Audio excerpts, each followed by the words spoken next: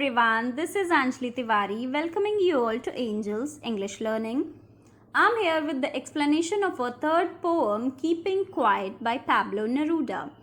Today in this lesson, I'll explain you the theme of the poem or the introduction of the poem, and I'll tell you about the poet also, and then I'll explain you the line by line stanza of the poem. So without any further delay, let's get started.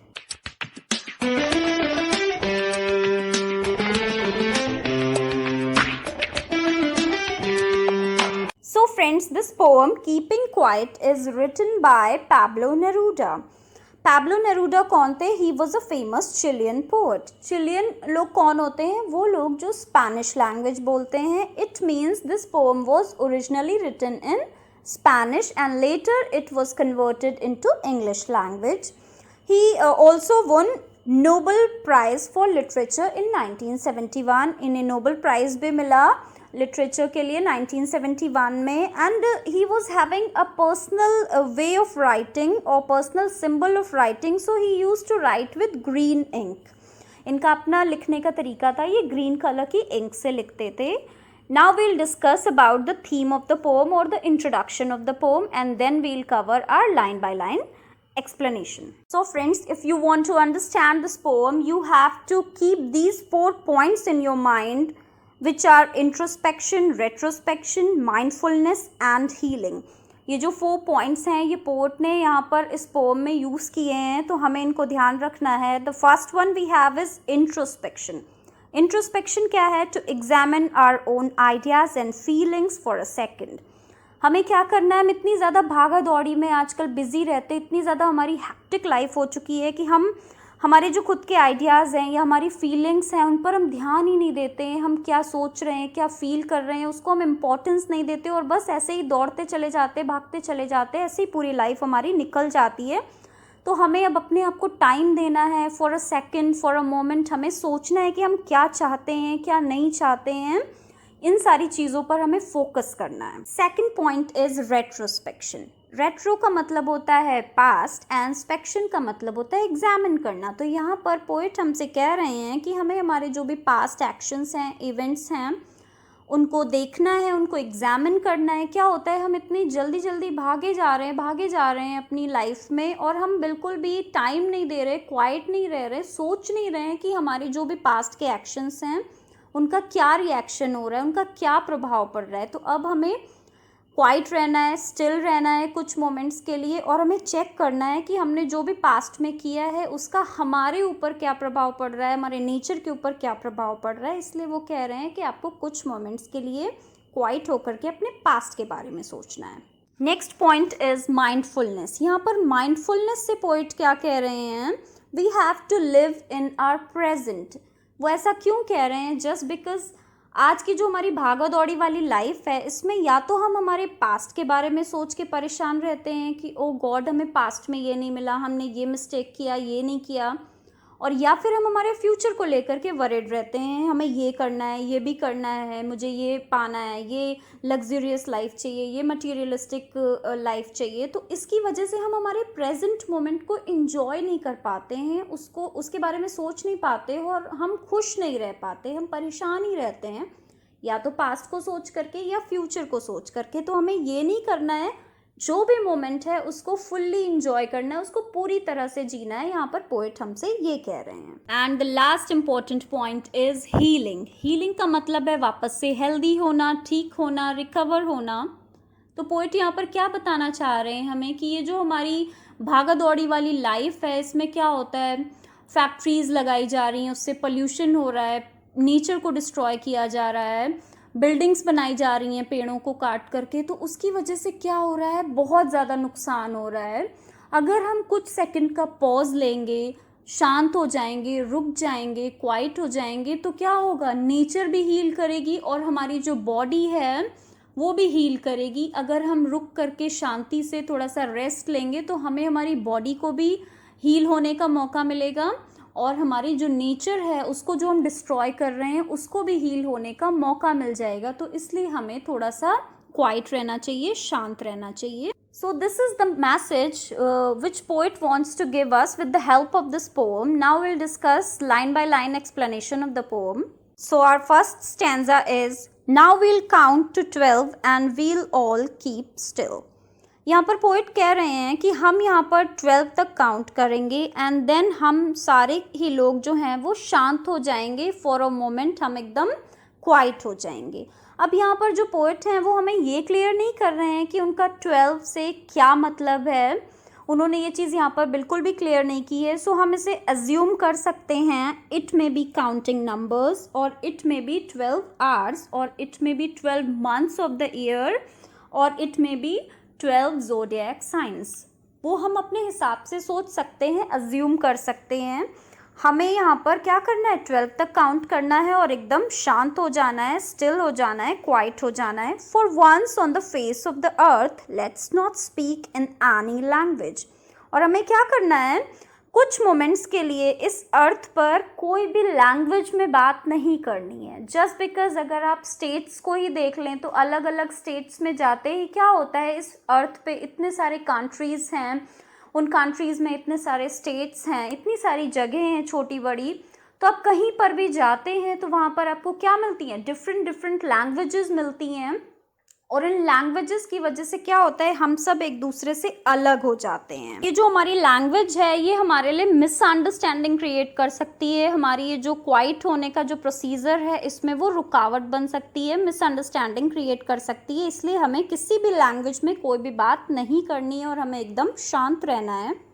Let's stop for 1 second and not move our arms so much. हमें एक पल के लिए, एक second के लिए क्या करना है, अपने आर्म्स को, यहाँ पर आर्म्स से पोइट का दो मतलब है. एक तो आर्म्स है वो हमारी बॉडी के बारे में बात कर रहे हैं, हमें हमारे हाथों को, हमारे शोल्डर्स को इधर उधर मूव नहीं करना, एकदम शांत बैठ जाना है. और दूसरा आर्म्स जो है वो यहाँ पर वेपन्स के लिए यूज़ कर रहे हैं. वो कह रहे हैं कि हमें कोई भी वेपन्स का यूज़ नहीं करना है, हमें हमारे हाथ पैर बिल्कुल नहीं चलाने और एकदम एक पल के लिए शांत बैठ जाना है, क्वाइट बैठ जाना है. यहाँ पर पोइट ने कहा है कि जब हम लड़ाई झगड़ा करते हैं तो हम अपने हाथ पैर चलाते हैं, अपने आर्म्स को यूज़ करते हैं, तो हमें वो नहीं करना है. और जो कंट्रीज़ हैं वो वेपन्स का यूज़ करते हैं, एक दूसरे पर हथियार चलाते हैं, वो भी नहीं करना है. कंट्रीज़ को भी आपस में नहीं लड़ना है, उन्हें फॉर अ मोमेंट जो है वो क्वाइट रहना है, शांत रहना है, स्टिल रहना है. तो यही मैसेज यहाँ पर फर्स्ट स्टैंजा में पोइट ने हमें दिया है. In second stanza, poet is saying it would be an exotic moment without rush, without engines. We would all be together in a sudden strangeness. Exotic का मतलब होता है यूनिक, स्पेशल. तो पोइट यहाँ पर कह रहे हैं कि वो मोमेंट जब हम क्वाइट रहेंगे, साइलेंट रहेंगे, तो वो बहुत ही ज़्यादा एकदम यूनिक मोमेंट होगा, बहुत ही ख़ास पल होगा. उस पल में वहाँ पर कोई भी शोर शराबा नहीं होगा, कोई भी रश नहीं होगा, कोई भीड़ भाड़ नहीं होगी. विदाउट इंजन्स, वहाँ पर गाड़ियाँ नहीं चल रही होंगी, कोई भी मशीन्स नहीं चल रही होंगी, इसलिए वहाँ पर किसी भी तरह की आवाज़ें नहीं आ रही होंगी.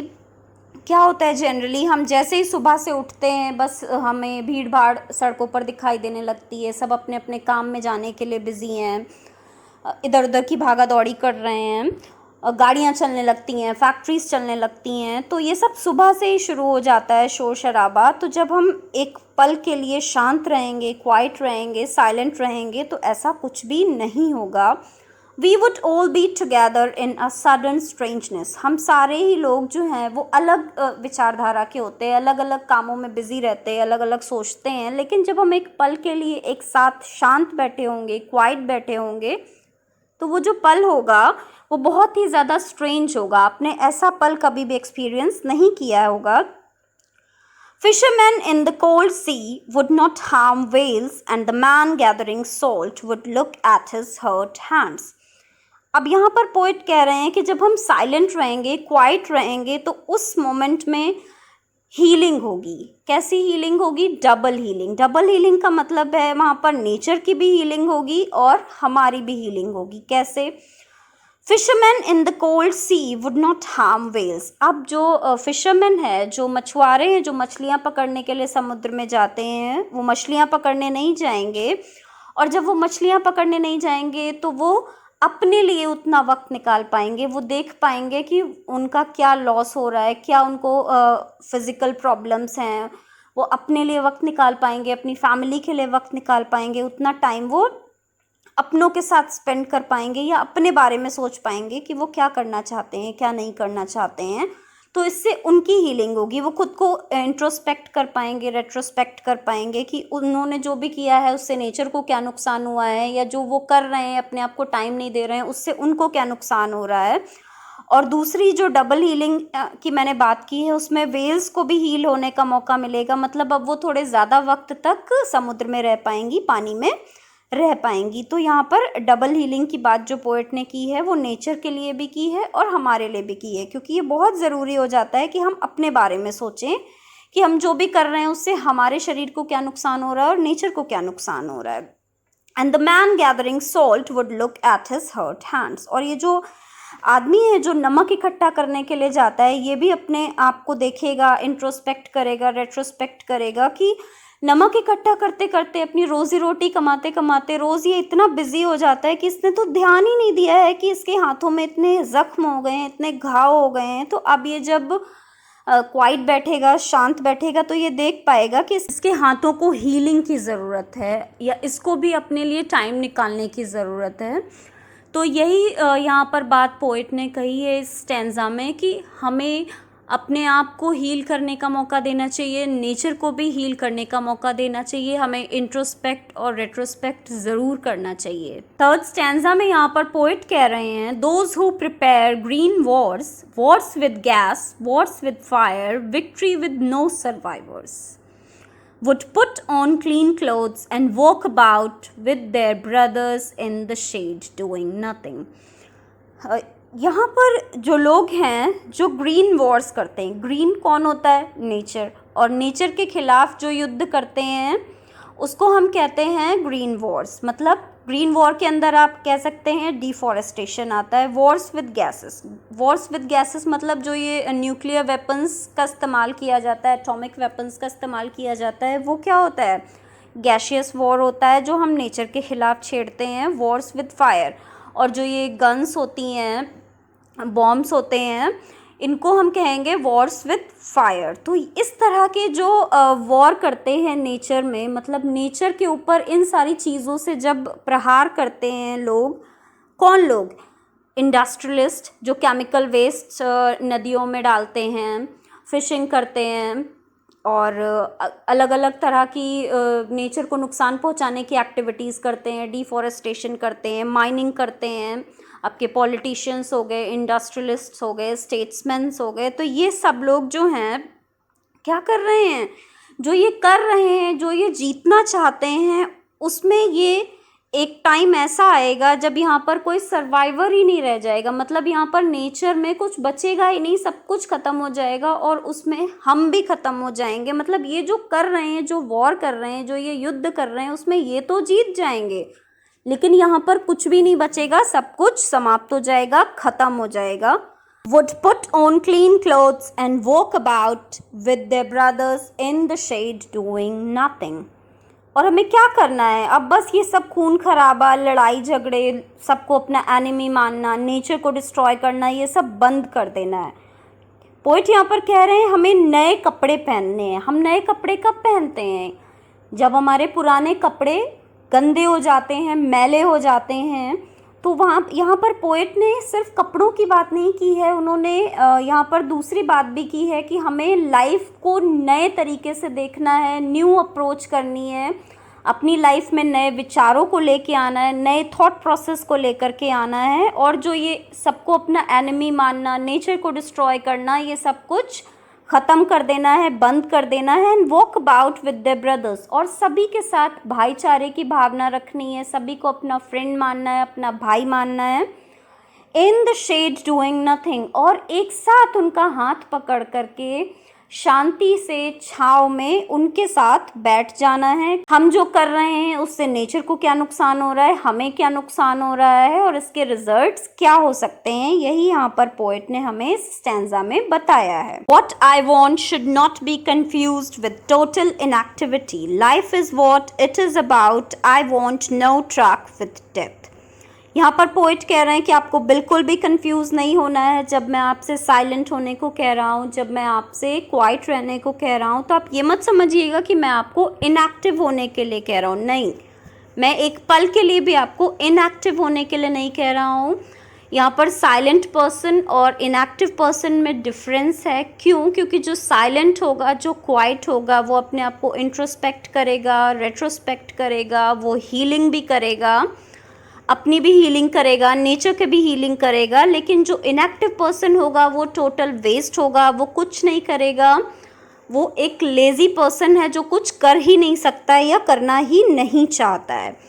Life is what it is about, I want no truck with death. यहाँ पर वो कह रहे हैं कि जीवन जो है उसके बारे में आपको सोचना है, और जीवन बहुत ही ज़्यादा खूबसूरत है। इसीलिए मैं चाहता हूँ कि यहाँ पर कोई भी ऐसी चीज़ ना हो जो किसी दूसरे को नुकसान पहुँचाए, या फिर कोई भी मैं ऐसा ट्रक नहीं चाहता हूँ जिससे किसी का भी जीवन जाए या किसी को भी नुकसान पहुँचे। ऐसा उन्होंने यहाँ पर इस स्टैंजा में हमें बताने की कोशिश की है।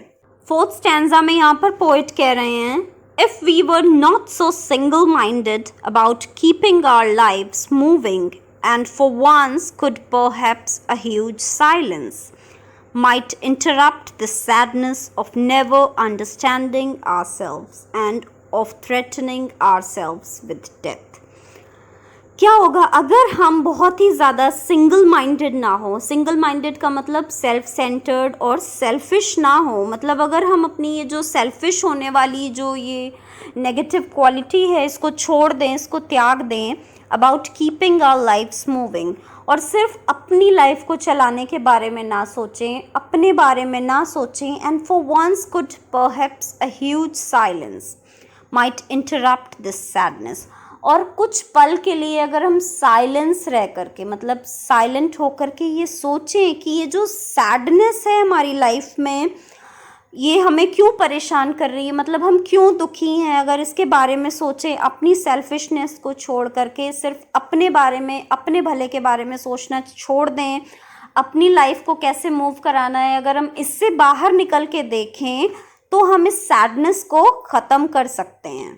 हम अपने आप को समझ नहीं पा रहे हैं, हम दूसरों को नहीं समझ पा रहे हैं, और यही कारण है एक अजीब सी हमारे आसपास सैडनेस हो गई। हम बहुत ज़्यादा दुखी हैं, हम खुश नहीं हैं, हमें मेंटल प्रॉब्लम्स हो रही हैं, हमें डिप्रेशन हो रहा है, हमें नींद नहीं आती है। तो क्या हो रहा है? उसका रीज़न सबसे बड़ा यही है कि हम दूसरों को समझ नहीं पा रहे हैं, उनको समझने की कोशिश नहीं कर रहे हैं, और अपने आप को हम दूसरों को समझा नहीं पा रहे हैं। क्यों? क्योंकि हम इतने ज़्यादा बिज़ी हैं अपनी मटीरियलिस्टिक नीड्स को पूरा करने के लिए, अपनी लग्जरीज़ को फुलफ़िल करने के लिए, कि हम कुछ सोच ही नहीं पा रहे हैं कि इसको करने की वजह से हम कितना कुछ बर्बाद कर रहे हैं। हम नेचर को डिस्ट्रॉय कर रहे हैं, हम अपनी जो हमारी हेल्थ है उसको डिस्ट्रॉय कर रहे हैं। ये सब हम कुछ समझ ही नहीं पा रहे हैं, और उसका रिज़ल्ट क्या निकल रहा है कि हम धीरे धीरे अपने आप को डेथ के करीब लेकर के जा रहे हैं, मौत के करीब लेकर के जा रहे हैं। तो हमें ये नहीं करना है, हमें अपने इमोशंस को दूसरों के सामने शेयर करना है, हमें नेचर को डिस्ट्रॉय नहीं करना है, हमें ये जो फैक्ट्रीज़ हैं, ये जो पल्यूशन हो रहा है, नेचर को हम जो पल्यूट कर रहे हैं, इस सब को रोकना है। कुछ पल के लिए अगर हम साइलेंट हो जाएंगे, क्वाइट हो जाएंगे, तो हम ये सब बंद कर सकते हैं, अपने अच्छे के बारे में सोच सकते हैं, नेचर के भले के बारे में सोच सकते हैं, और हम डेथ से अपने आप को बचा सकते हैं। हमारे लास्ट स्टैंजा में यहाँ पर हमसे पोइट कह रहे हैं, perhaps the earth can teach us as when everything seems dead and later proves to be alive, now I'll count up to 12 and you keep quiet and I'll go। Friends, हमारे जो poet हैं वो कहते हैं कि ये जो calmness रखना है, पेशेंस रखना है, ये हम किससे सीख सकते हैं? ये हम अर्थ से सीख सकते हैं। हम अर्थ से कैसे सीख सकते हैं? अब इसके हम दो एग्जाम्पल्स ले सकते हैं। पहला हमारा जो एग्जाम्पल है वो है सीज़न, और दूसरा जो एग्जाम्पल है वो है सीड। सीज़न हमारा एग्जाम्पल कैसे हो सकता है? क्योंकि एक साल में बहुत सारे मौसम बदलते हैं, और एक टाइम ऐसा आता है जब सब कुछ झड़ जाता है, पेड़ खाली हो जाते हैं, पत्तियाँ गिर जाती हैं, लेकिन थोड़े ही टाइम के बाद स्प्रिंग सीज़न आ जाता है और वापस से सब कुछ हरा भरा हो जाता है, फूल आने लगते हैं पेड़ों में, फल आने लगते हैं। और हमारा दूसरा एग्जाम्पल जो है वो है सीड। जब हम इसे मिट्टी में डालते हैं तो थोड़े टाइम तक कुछ भी नहीं होता है, और कभी कभी तो हम कहीं पर बीज डाल के भूल भी जाते हैं कि हमने यहाँ पर बीज डाला था।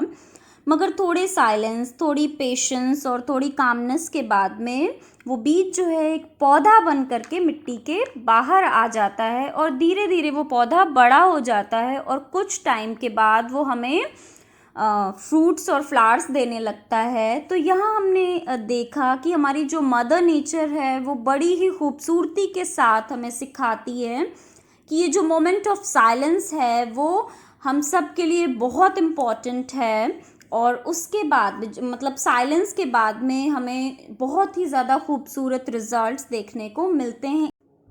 और लास्ट में हमारे पोएट कह रहे हैं, now I will count up to 12 and you keep quiet and I will go. और अब मैं 12 तक गिनूँगा, आप सभी को चुप रहना है, शांत रहना है, और अब मैं यहाँ से चला जाऊँगा। क्योंकि पोएट को लगता है कि वो जो मैसेज हमें कन्वे करना चाहते थे वो हमें मिल चुका है। तो ये था मेरी तरफ से आपके लिए इस पोएम का एक्सप्लेनेशन। आई होप आपको ये एक्सप्लेनेशन क्लियर हुआ होगा। तो वीडियो को लाइक करना और चैनल को सब्सक्राइब करना बिल्कुल ना भूलें। मिलती हूँ मैं आपको किसी न्यू इंटरेस्टिंग टॉपिक के साथ। Till then keep learning, keep watching, bye bye.